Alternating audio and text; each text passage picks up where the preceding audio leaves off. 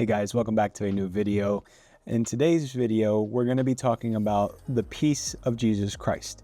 And we live in a particularly stressful and very dangerous time in society when it comes to just our way of living, when it comes to politics, when it comes to people sharing opinions, when it comes to a various multitude of social issues, political issues, just overall, even like religious issues. We live in a time where it's very hard for people to really feel like they could be themselves because we deal with an identity crisis. We deal with a people-pleasing crisis. We deal with many types of crises, even within our own family. And it just creates such a disruption in our hearts, in our thought processes. And there's just lacking of peace in today's world.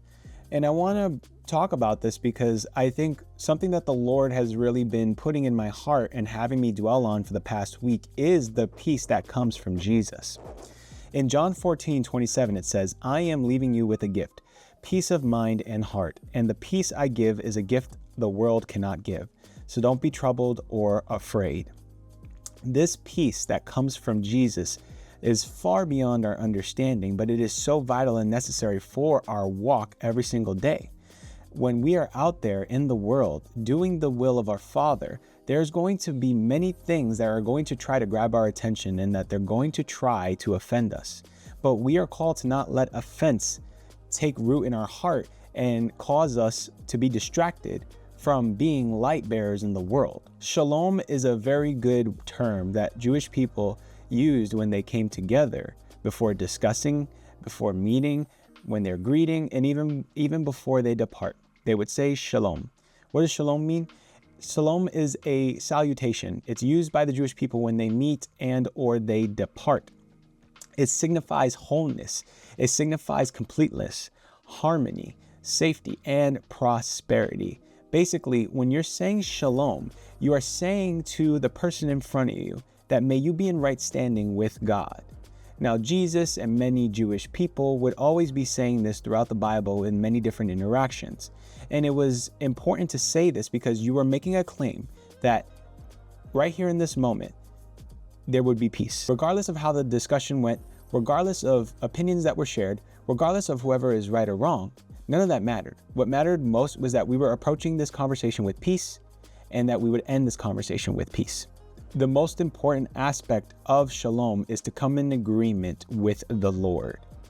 And this is done so that way there is no room for deep-rooted bitterness to happen in our hearts that would cause us to have a tainted view on things, that would cause us to hold on to grudges and burdens. Matthew 18 verse 20 says, "For where 2 or 3 people gather together as my followers, I am there among them." This verse is important because it brings forth the most important aspect of having a shalom-based conversation, discussion, interaction with anybody, and that's unity and peace. Unity and peace are far more important for the kingdom of God than it is about having information and being correct. Prayer, along with this, leads us into a deeper peace where we are drawing ourselves nearer to the Lord so that way He is sharing His will with us when we're in moments like this. In the end, all the glory and sovereignty is on the Lord. It's not on us. I say this because society really does encourage discussions to be had with no substance. Society encourages almost every discussion to be had to be treated like a debate, and we don't even really do a great job at debating. And that is due to a large in part that today's society of people hold on to a lot of offense. Today's society of people are very opinionated. Today's society of people tend to want to always be right because what matters in the heart of most people, especially secular people, is holding a standing of just being right all the time, and that being right means that you are a knowledgeable person. And if you are a knowledgeable person, you can be entrusted, that people will like you, that it'll help bring that peace, knowing that you're right, when in reality, all of that's lies. I'm not saying that being right doesn't mean that you're like, that that's not good at all. And I also don't mean that being wrong also means that that's totally fine either. There's a time and a place for proper critical thinking discussions to be had, where there has to be somebody that's right and there has to be somebody that's wrong. But in the case of normal day-to-day godly conversations where the Lord is influencing our discussions because he is making it about himself and not making it about the person that's talking with another person, everything goes back to the Lord. Everything goes back to glorifying Jesus.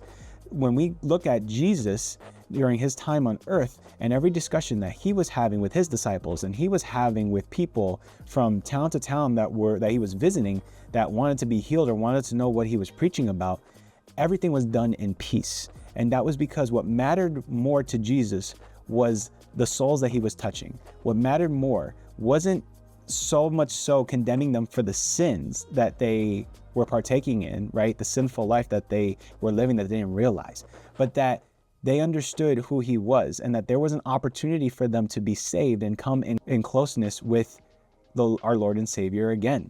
Society always encourages people that they need to protect their peace and isolate themselves from the hive mentality, or that mentality of just like everybody's agreeing with themselves. You have to always be right and whatnot. Like, no, there has to be individualism. While there's some truth to that, in the broader spectrum, especially when we're talking about Jesus Christ, true peace isn't something that can be protected by man, but it will always need to be sought after and created because it comes from Jesus. We live in a time where people can't exist around one another, or they feel like they can't exist around one another unless they agree on the same things.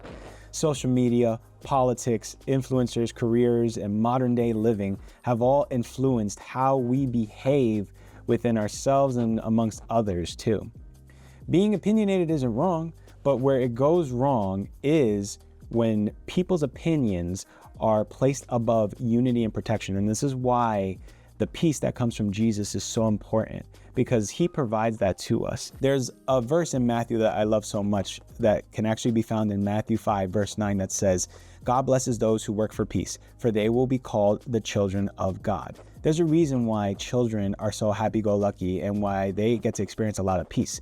And it's not just because their brains haven't developed, they haven't processed, actual life and have all these responsibilities that they need to do, but more so, they are so innocent and pure that joy comes out of them. And even when playing with other children, that they can have disagreements or they can fight, like children will do. But yet, even in the midst of all that, in a matter of seconds, that joy comes back, that peace comes back.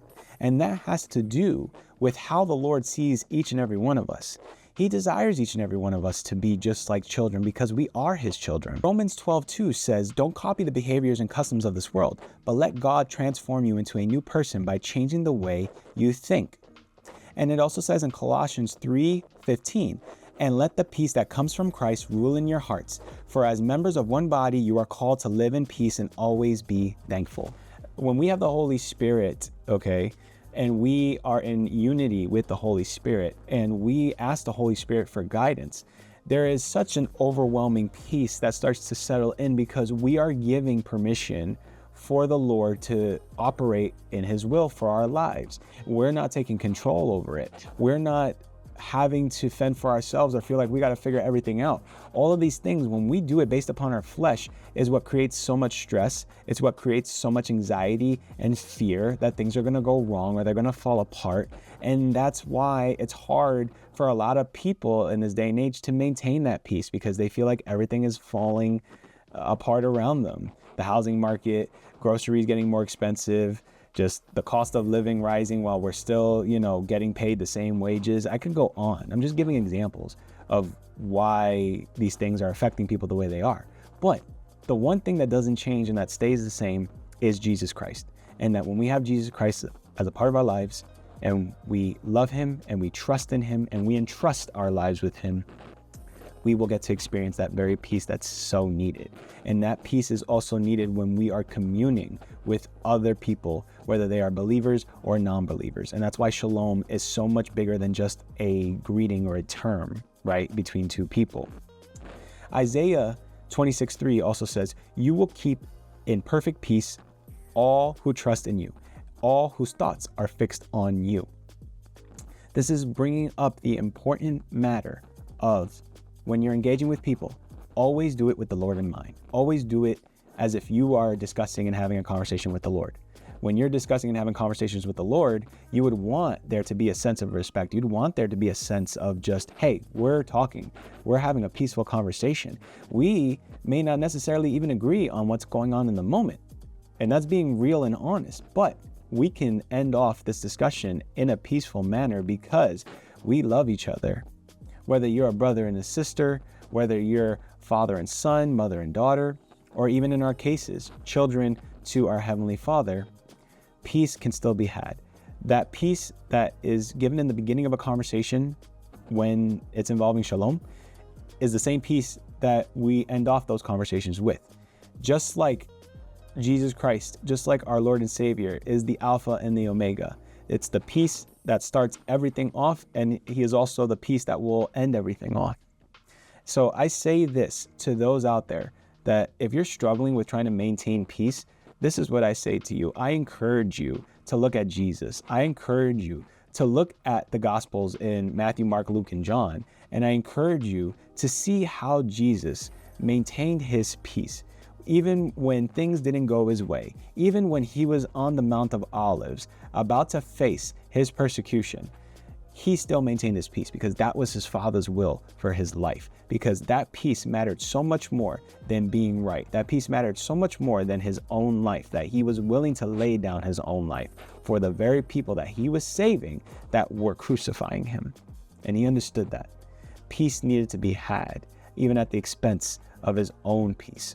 So it's important that you are engaging in prayer, you are engaging a lot with the Lord, finding him in everything and just including him in everything, because his influence is what's going to influence you to be able to have godly conversations with other people and to create an atmosphere of peace. That's the number one thing, is that peace isn't something that you can maintain, but it is definitely something that you can create. And that's a challenge at first, but the more that you work with the Lord in being able to construct that with him, it's going to come naturally. Peace is going to be found, and it's going to be created in more ways and opportunities than you could have ever imagined. So I just want to pray for those watching this video right now. I would love to extend just this prayer in my hands over you right now if you're watching, that if you're struggling with peace, if you want to know how to be a peacemaker, if you want to know how to just be able to really walk in peace and be an example, be a light bearer in the world that can illuminate and can create peace, can be an example of peace, I'm just going to say this prayer right now. Father God, I thank you so much for just being that anchor for us that keeps us grounded. Thank you for being our foundation. Thank you so much for being the example of peace that we always needed. Thank you for teaching us, for guiding us, for leading us into peace. And even in moments where they are not peaceful, even in moments where there's a lot of chaos and distraction happening, it's in those moments of chaos where you present us an opportunity to create peace. It's an opportunity to have us develop and grow in our spiritual gifts, to develop and grow in our love and yearning for you, and to develop and grow in our character as children of God. We thank you so much, Father God, for just this lesson, this word on peace, that we want to be able to just take it in and be able to share the good news of Jesus Christ with others and just pray for peace, to just be amongst the nations, amongst everybody right now in society that's dealing with so much, Lord. I pray that may this encourage someone out there that's watching to be able to walk more in peace and to be able to entrust you with their lives, so that way they can experience that peace, Lord. We thank you, Father God, so much. We love you. And in Jesus Christ's mighty name, we say amen. Thank you so much for watching. I hope you guys have a great week, and I'll see you in the next one. Bye now.